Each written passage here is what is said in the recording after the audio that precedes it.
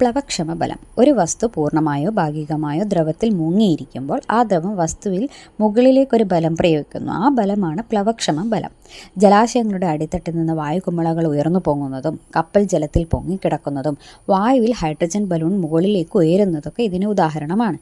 പിന്നെ ഇരുമ്പാണിയോ കരിങ്കൽ കഷ്ണമോ ജലത്തിലിടുമ്പോൾ അതിൻ്റെ ഭാരം പ്ലവക്ഷമ ബലത്തേക്കാൾ കൂടുതലായത് കൊണ്ട് അവ താഴ്ന്നു പോകുന്നു. ദ്രാവകത്തിൻ്റെ സാന്ദ്രത, വസ്തുവിൻ്റെ വ്യാപ്തം എന്നിവയാണ് പ്ലവക്ഷമ ബലത്തെ സ്വാധീനിക്കുന്നത്. ദ്രാവകത്തിൻ്റെ സാന്ദ്രത കുറയുമ്പോൾ പ്ലവക്ഷമ ബലം കുറയുന്നു. വസ്തുവിൻ്റെ വ്യാപ്തം കൂടുമ്പോൾ പ്ലവക്ഷമ ബലം കൂടുന്നു. വസ്തുവിൻ്റെ വ്യാപ്തം കുറയുമ്പോൾ പ്ലവക്ഷമ ബലം കുറയുന്നു. ചാവുകടലിലെ ജലത്തിൽ സാധാരണ ജലത്തേക്കാൾ ഉപ്പ് വളരെ കൂടുതലായിരിക്കും. അതുകൊണ്ട് തന്നെ സാന്ദ്രത കൂടുതലാണ്. അതിനാൽ ചാവുകടലിലെ മനുഷ്യർ താഴ്ന്നു പോകില്ല. പിന്നെ ശുദ്ധജലത്തിന് സാന്ദ്രത കുറവായതിനാൽ മുട്ട താഴ്ന്നു പോകും. എന്നാൽ സാന്ദ്രത കൂടിയ ഉപ്പുവെള്ളത്തിൽ മുട്ട പൊങ്ങിക്കിടക്കുകയും ചെയ്യും.